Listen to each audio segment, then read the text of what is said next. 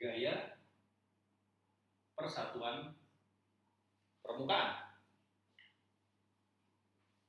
Mungkin tidak terlihat ya. Saya gunakan yang lebih jelas. P adalah gaya,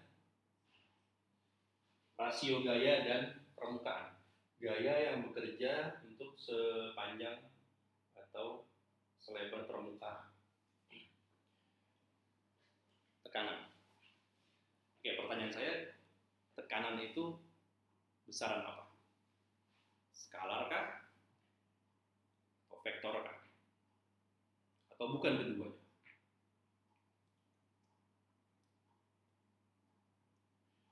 Kalau Anda lihat, gaya itu kan besaran vektor. Sedangkan permukaan itu besaran vektor juga. Jadi kalau saya mau tahu sifat dari besaran tekanan, saya melihatnya sebagai vektor dibagi vektor. Itu apa? Oke, agak bingung ya. Jadi kita akan coba melihatnya dari sudut pandang lain. Tentunya saya tidak bisa menentukan apakah P itu skalar atau vektor dengan melihat pembagian vektor dengan vektor ini. Salah satu cara lain adalah saya bisa menuliskannya bahwa yang kita namakan sebagai gaya itu bisa dituliskan sebagai P dikalikan dengan A. Ya. Kalau dilihat dari bentuk ini seolah-olah P-nya adalah skalar, tekanan adalah skalar, ya kan? Karena ruas kirinya vektor, ruas kanannya sesuatu dikalikan vektor. Sesuatu dikalikan vektor menghasilkan vektor. Kita terpikir bahwa berarti sesuatu tersebut tidak mungkin vektor. Karena kalau vektor dikalikan vektor, maka perkaliannya haruslah misalnya dot product atau cross product, ya kan? Tapi di sini tidak ada dot product atau cross product. Maka satu-satunya kemungkinan adalah vektor dikalikan apa menghasilkan vektor, apanya tersebut haruslah skalar. Kita lihat apakah memang benar P itu skalar.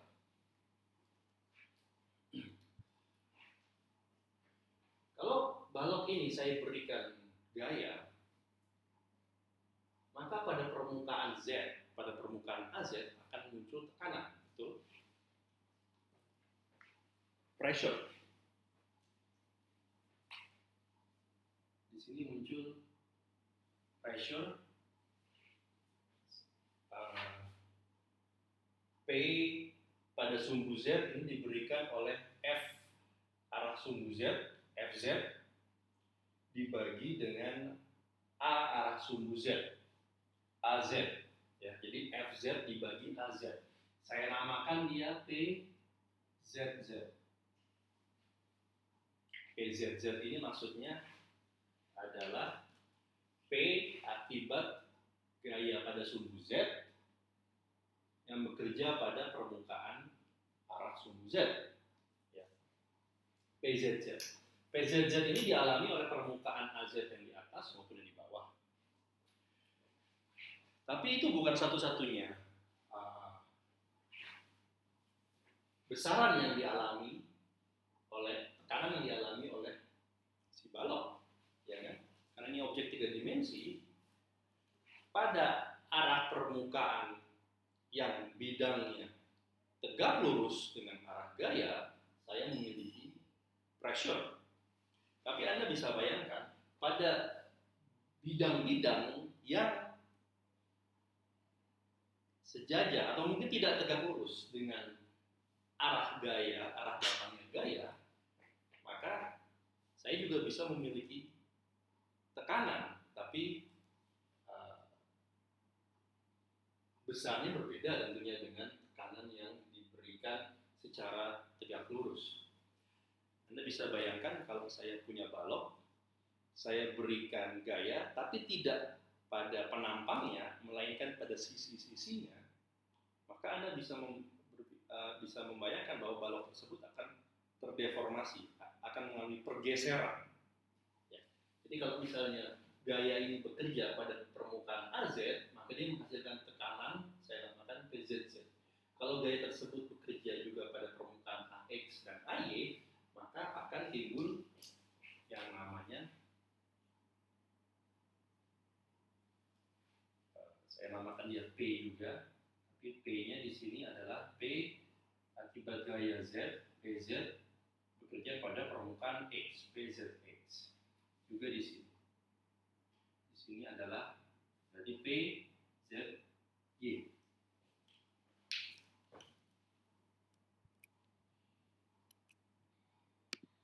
Oke.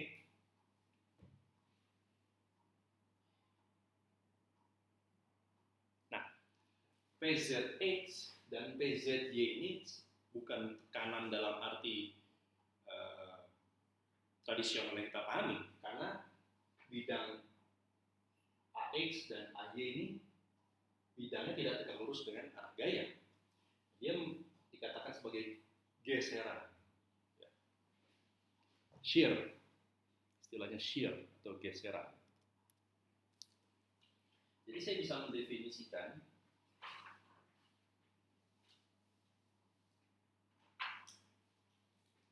apa yang saya namakan sebagai PZZ ini sebenarnya adalah komponen gaya arah sumbu Z yang bekerja pada bidang arah sumbu Z. PZY adalah gaya sepanjang sumbu Z yang bekerja pada bidang arah sumbu Y, ya kan? Dan PZX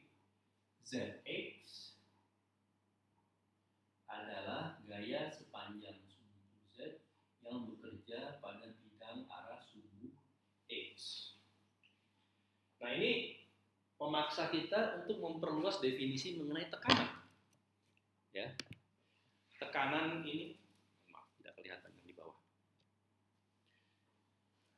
Lihat ya, FZ dibagi dengan AX, FZ dibagi dengan AY, FZ dibagi dengan AZ.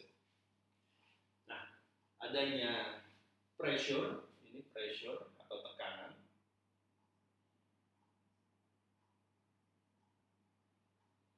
ini adalah yang tadi kita namakan sebagai geseran. Secara matematis, mereka punya dimensi yang sama, mereka besaran yang sama. Ya. Tapi secara fisis efeknya berbeda. Tekanan dan geseran. Jadi di sini fenomena ini memaksa kita untuk memperluas definisi mengenai pressure. Ya. Bahwa pressure itu sebenarnya tidak tunggal. Ketika saya berikan gaya pada suatu objek, sebenarnya tekanan yang timbul bukan hanya sepanjang bidang yang tegak lurus atau bidang yang tegak lurus dengan gaya tersebut, tapi pada bidang-bidang yang tidak tegak lurus pun ada efek tekanannya akibat gaya. Itu kita namakan sebagai geseran. Oke. Ini terpaksa saya hapus dulu ya, karena saya kekurangan ruangan.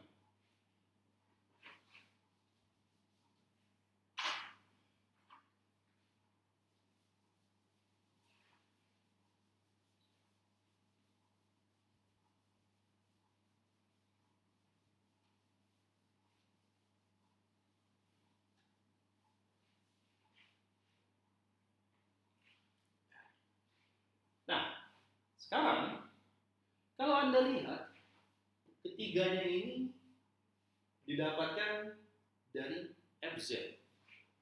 Artinya apa? Artinya saya bisa menulis FZ. Ya. Saya bisa menulis FZ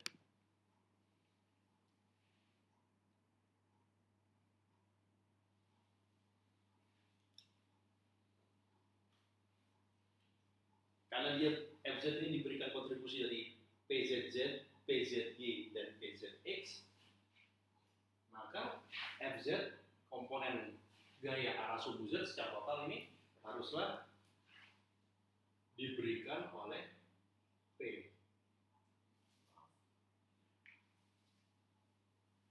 PZX dikalikan oleh AX, ya kan? Ini dikali ini.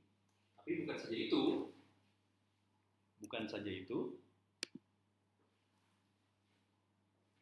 Ada suku ini, ya kan? Kita juga punya PZY dikalikan AY dan terakhir ditambah PZZ dikalikan AZ. Jadi komponen gaya pada arah sumbu Z ini dapat dituliskan sebagai penjumlahan dari tekanan pada sumbu Z dan geseran-geseran pada sumbu X dan Y. Nah, Anda juga bisa melakukan simulasi kalau F-nya bukan sepanjang sumbu Z saja, tapi misalnya F-nya sekarang saya berikan sepanjang sumbu Y atau sepanjang sumbu X, atau F-nya ini punya komponen arah X, Y, dan Z. Maka dengan penalaran yang sama, saya juga bisa mendapatkan F arah Y ini haruslah diberikan oleh P YX AX. PYX itu berarti geseran dari akibat gaya arah sumbu Y pada bidang sumbu X, ya kan? Ditambah PYY AY. PYY berarti adalah tekanan pada sumbu Y ditambah PYZ AZ.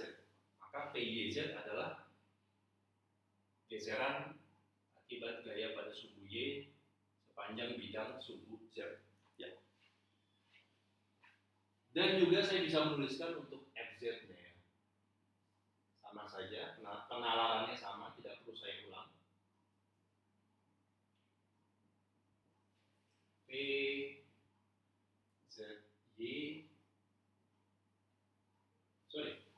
PZ sudah digunakan, jadi sudah saya tulis saya tulis FX maksudnya. FX adalah PX X AX ditambah PXY AY ditambah PXZ AZ. Oke.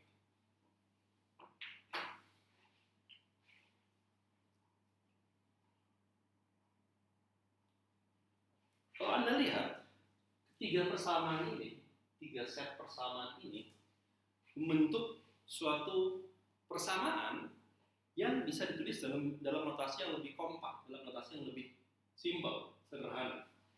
Bagaimana caranya?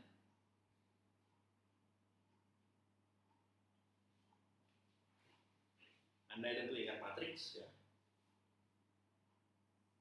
Anda lihat sisi kiri ini dapat saya taruh sebagai komponen dari suatu matriks kolom. Ya. Oke, untuk memudahkan fx-nya saya taruh di atas. Ya. Fx, Fy, Fz. Oke, sama dengan suatu matriks. Saya tulis dulu rangkanya. Dikalikan, coba Anda lihat, masing-masing persamaan ini mengandung AX, AY, AZ, AX, AY, AZ, AX, AY, AX, AY, AZ. Artinya, saya bisa menuliskan di ruas kanan ada matriks kolom AX, AY,